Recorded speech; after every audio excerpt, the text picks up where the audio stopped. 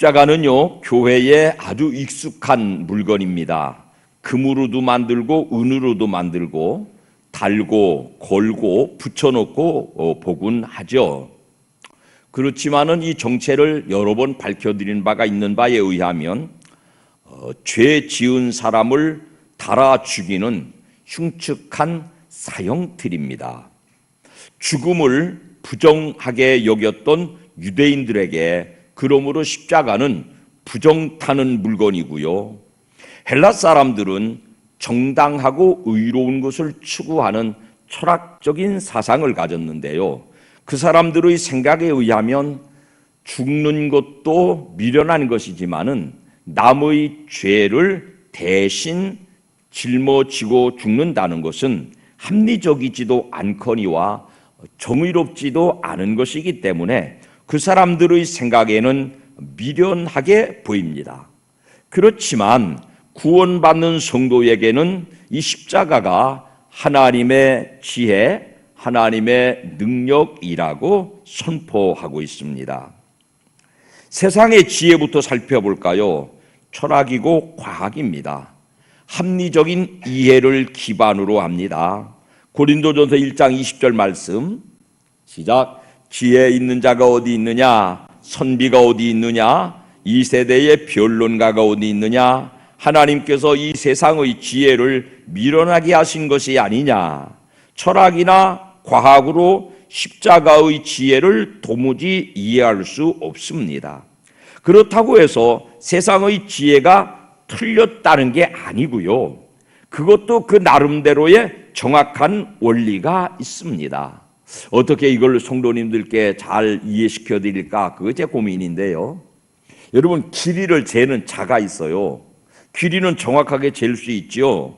옛날 시골에서 돼지를 한 마리 잡아먹어야 되겠습니다. 그러면 이 돼지를 잡는데 돼지가 그 몇 근짜리야? 자루는 백날 천날 재도 길이가 한 1m 20cm쯤 되는데 이 길이를 가지고는 그 돼지 고기의 양이 얼만큼 될지 전혀 가늠할 수가 없어요. 무게로 재야 돼요. 자, 하나님의 진리 지식을 무게로 재야 되는 거라고 비유한다면 인간이 가지고 있는 철학적, 과학적, 합리적인 지식은 자에 불과해요. 이걸로는 하나님의 그 신묘막측 오묘하신 지혜를 가늠할 수가 없다, 그런 뜻입니다. 세상의 지혜나 철학이나 과학이나 의학으로 많은 일들을 해요. 유용한 것들이지만 세상의 철학이나 과학이나 의학 가지고 지금까지 사람의 영혼이 있는가? 사람의 죽음이라는 게 무언가? 사람이 슬플 때 그 슬픔의 길이가 얼마나 될까? 슬픔의 두께가 얼마나 되는가? 사람이 왜 절망하는가? 사람 마음속에 왜 그런 사랑이 솟아나는가? 도무지 가늠할 방법이 없는 거예요. 그러니까 세상이 가지고 있는 이 진리 지식을 가지고는, 세상적인 과학 지식을 가지고는 인간을 다 가늠할 수가 없습니다. 왜냐하면 그것은 하나님의 지혜가 아닌 세상의 지혜인 까닭입니다. 십자가는 하나님이 친히 사람의 몸을 입고 이 세상에 오셔서 죄인으로 재판을 받아서 사형 언도를 받으시고 직접 그 처형틀인 십자가에 못 박혀서 사형당하신 물건이에요. 그 당시에 여러 사형 방법들이 있었는데요. 그 중에서도 가장 악랄한 방법이었어요. 왜냐하면 산 사람을 못 2개 양팔, 또 못 하나 두 발을 포개가지고 가운데를 박아서 못 3개로 이 나무에다가 걸어놓고 죽을 때까지 그 고통을 견디게 하는 거니까 아주 극악무도한 살인 방법이었습니다. 그러신 이유가 있습니다. 하나님이 처음 사람 만드실 때 죄 지으면 죽는다는 법을 주셨죠. 그런데 만들어진 사람은 누구나 죄 짓고 살아요. 모두 죽을 수밖에 없어요. 그래서 하나님께서 구약시대 노아 때에 하나님이 그 원초적으로 지어놓으신 법대로 죄 지은 인류를 몰살시켜 버리셨어요. 이놈의 새끼들, 그거죠.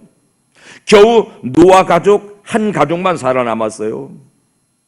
사람을 지으셨고 그 사람과 사랑으로 교제하기를 원하셨던 하나님께는 너무나 큰 고통이었습니다.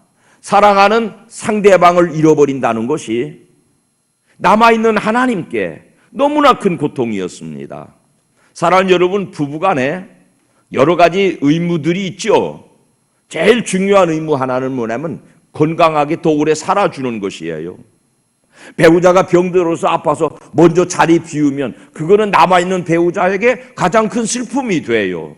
부디 내외간에들 건강하게 오래오래 사랑하시고 사시기를 주님 이름으로 축복합니다. 하나님의 사랑의 파트너인 사람이 죄를 지어서 어쩔 수 없는 하나님의 법에 의하여서 죽어버렸어요. 소멸돼 버렸어요. 하나님에게 슬픔이 된 것이죠. 그래서 하나님은 무지개를 걸어 놓으시고 다시는 그런 일이 없도록 스스로 법을 재조정하셨습니다. 그런데 노아의 후손도 번창하면서 여전히 죄 가운데 살아요. 특별히 바벨탑을 쌓아서 하나님과 같아지려는 교만의 죄를 짓습니다. 교만의 죄에 대해서 지난 한 주간 동안 말씀드렸어요. 무색, 무취. 교만의 죄는 양심에 가책이 없어요. 왜? 내가 옳다는 생각을 하니까.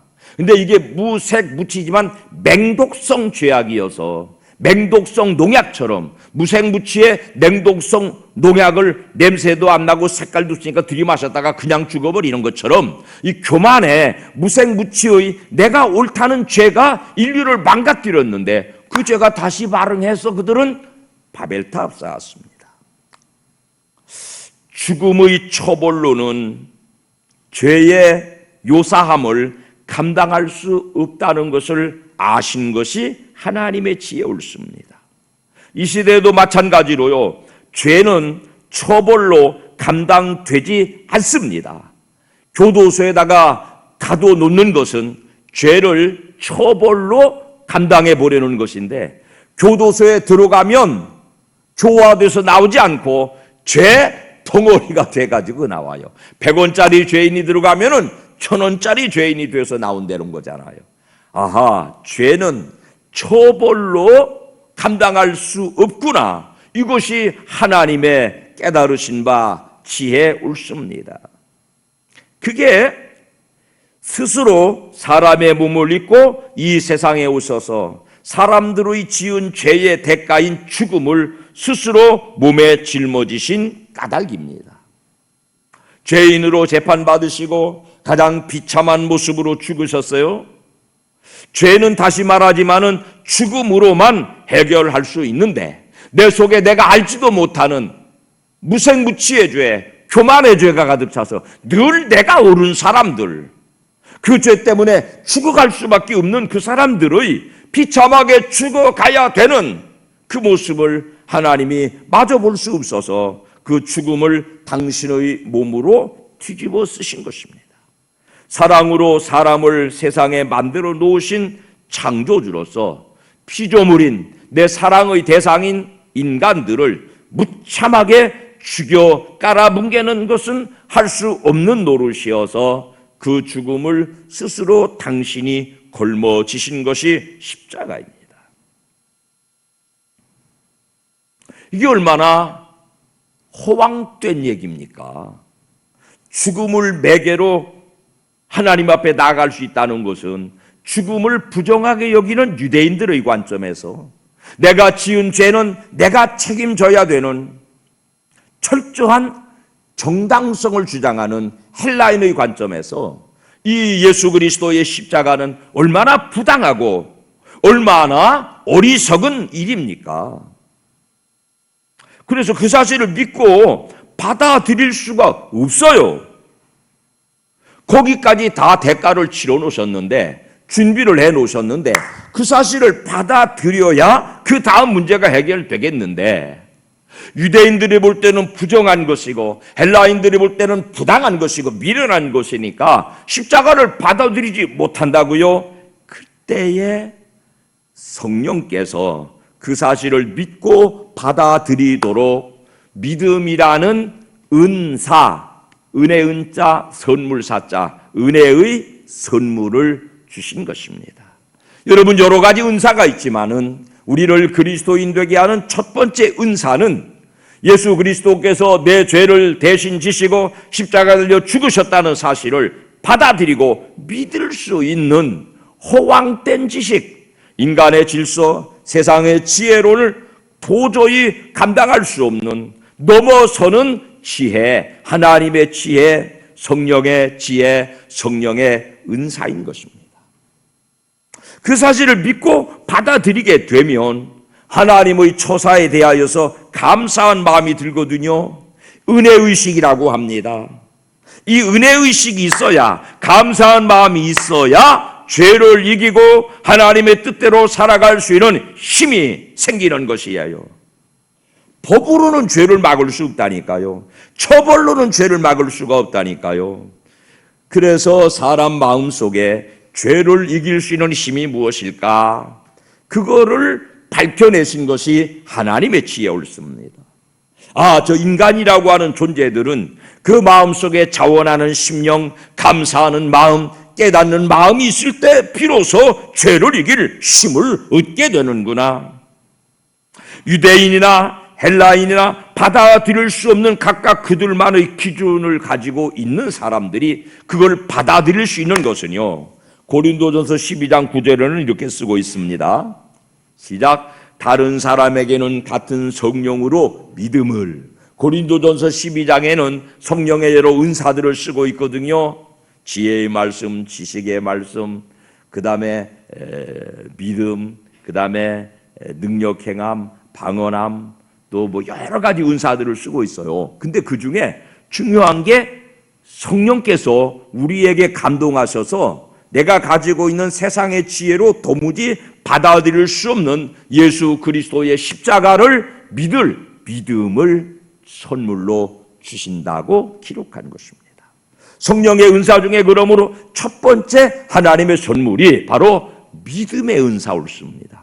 유대인들이 생각할 때 죽음의 그 부정스러운 것, 헬라인들이 생각할 때 그 대신 죽는다고 하는 그 불합리한 것을 믿고 받아들일 수 있는 것은 유대인에게나 헬라인에게나 성령이 감동하셔서 성령이 주시는 은혜의 선물을 받아야 가능한 것이고, 오늘 예배하는 복된 가족들 모두가 바로 성령의 감동을 받아서 예수 내 죄를 지고 십자가에 달려 죽으심으로 내 죄를 해결하셨다는 믿음을 갖게 되신 줄로 믿습니다.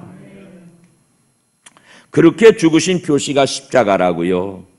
하나님이 내 죄를 대신 담당해 주셨다는 사실을 받아들이고 믿으면 사형틀인 십자가는 이제 변화되어서 든든한 인생의 기둥, 하나님의 능력으로 우리 삶 가운데 든든하게 서게 돼요. 갈라디아서 5장 24절 시작. 그리스도 예수의 사람들은 육체와 함께 그 정욕과 탐심을 십자가에 못 박았느니라. 십자가 대속의 믿음을 갖게 되면 드디어 죄를 이길 수 있는 힘이 생긴대요. 그 십자가의 간격에 내 죄의 원인이 되는 정욕과 탐심을 못 박을 수 있다는 거죠. 죄를 이길 수 있다는 거죠.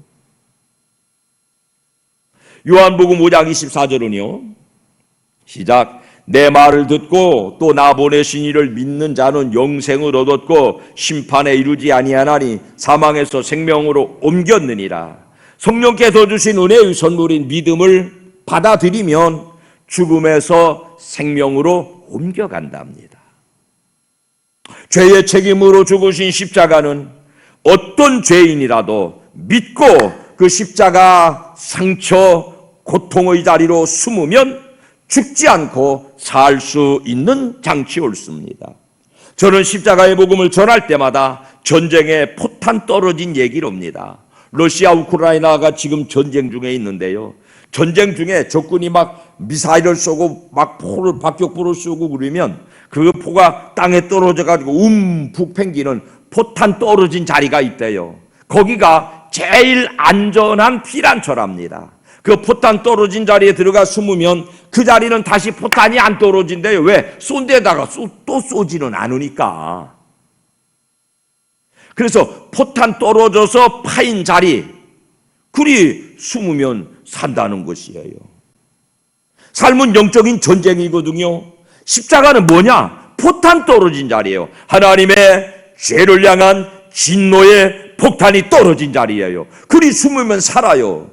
모두가 예수 그리스도 내 대신 죽으신 십자가의 공로 아래 내가 죄짓고 살아온 이 불행한 인생을 피하셔서 죽지 말고 사시기를, 죽지 말고 십자가로 보호받으시기를 주님 이름으로 축원합니다. 또 다른 비유 하나도 여러 번 말씀드렸어요. 산에 등산 갔는데 불나서 막 타올라요. 어떻게 살아난다고요? 빨리 주머니에서 성냥 꺼내가지고 내 앞에다 불을 놔야 돼요. 불이 내 앞에다 막 타고 지나가요. 저 산 아래서부터 타오르는 하나님의 진노의 심판의 불이 내가 먼저 내 앞에 불타 지나간 자리로 들어가 숨으면은 막 타오르다가 여기는 탈 게 없네? 그리고 내가 그 불에 타 죽지 않는다는 것이죠. 예수 그리스도의 십자가는 죄를 향하신 하나님의 진노가 지나간 자리라고요. 예수 그리스도의 십자가로 숨으면 죄를 향하신 하나님의 죽음의 심판을 이길 수 있습니다. 피할 수 있습니다. 그것이 십자가의 능력이라고 합니다. 십자가는요, 어떤 사람의 어떤 죄라도 능히 피하여 죽지 않고 살아나서 감동을 받을 수 있는 능력의 자리인 줄로 믿습니다. 십자가의 삶은 첫 번째로요, 골로새서 1장 20절 시작. 그의 십자가의 피로 화평을 이루사 만물 곧 땅에 있는 것들이나 하늘에 있는 것들이 그로 말미암아 자기와 화목하게 되기를 기뻐하심이라.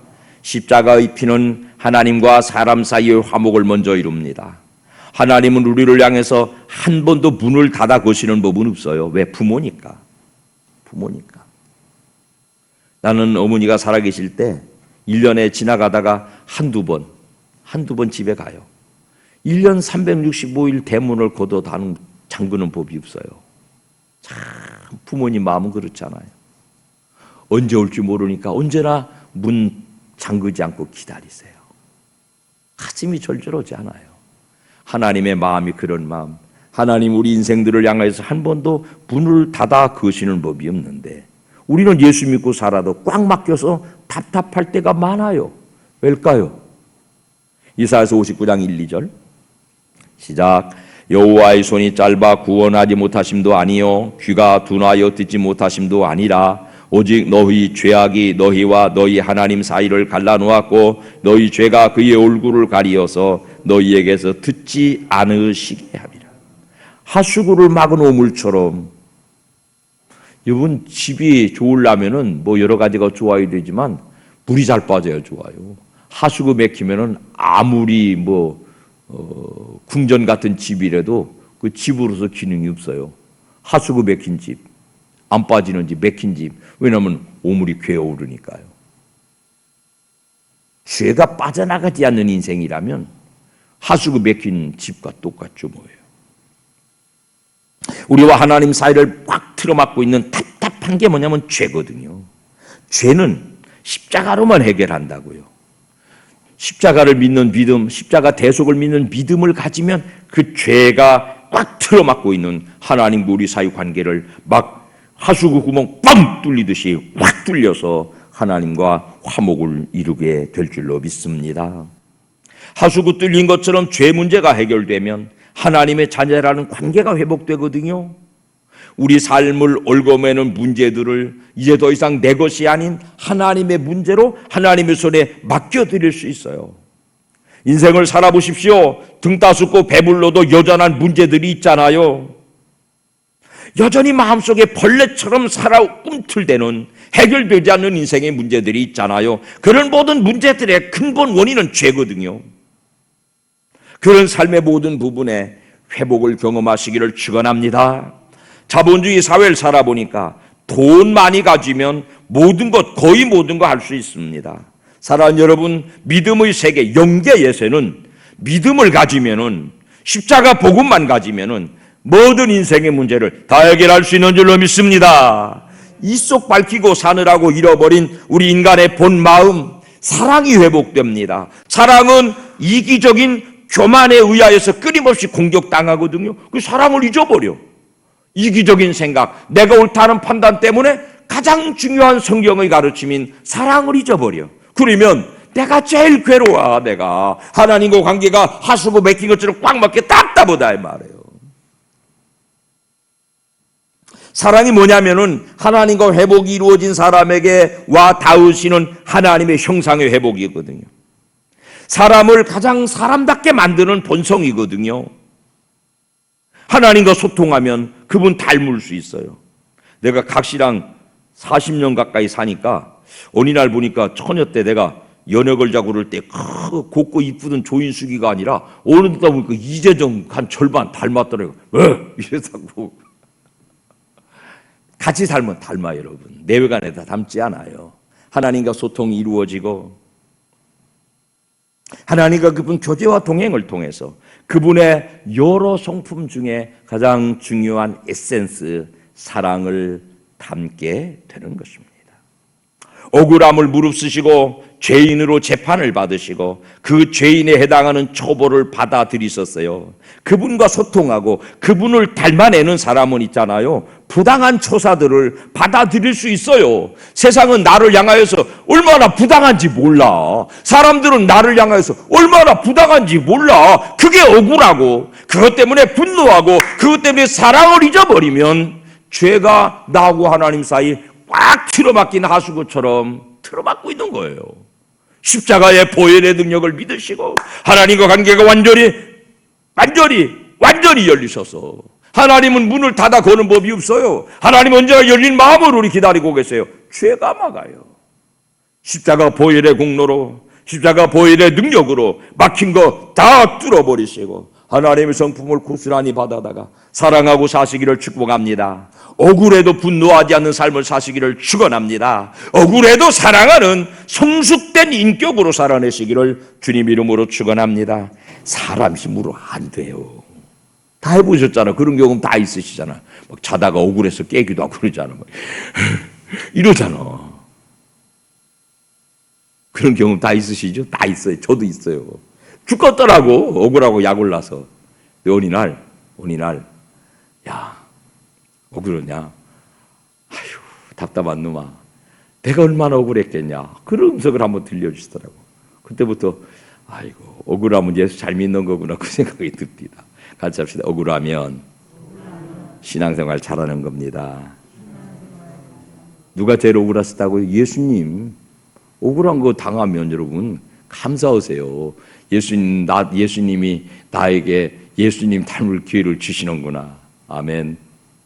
아멘. 마지막 십자가의 삶은 뭘까요? 십자가의 복음을 믿고 받아들인 사람은 그 사람 다음 단계로 나가요. 최근 전도 현장에 가보면 참 삭막합니다. 바울 때도 마찬가지였죠. 뭐라고 말해요? 고린도전서 1장 23절의 시작. 우리는 십자가에 못 박힌 그리스도를 전하니 유대인에게는 거리끼는 것이요 이방인에게는 미련한 것이요. 그때나 지금이나 세상은 십자가 복음을 고리껴하고 십자가 복음을 미련해야 합니다. 십자가 복음의 저항이 그때나 지금이나 있습니다. 그러나 십자가의 복음으로 자유 얻은 사람은 이 무지한 세상을 향하여서 담대하게 십자가를 전하게 돼 있습니다. 여러분의 심령에 십자가 사랑으로 깊이 감동되시고 십자가의 사랑으로 충만하셔서 부흥된 심령으로 전도 현장에 나가서 무지한 사람들, 십자가를 불결하게 생각하는 사람들, 십자가를 비정상적으로 생각하는 사람들에게 성령의 감동을 덧입어서 복음을 전함으로 영혼을 구원하는 십자가의 군사들로 살아내시기를 주님 이름으로 축원합니다.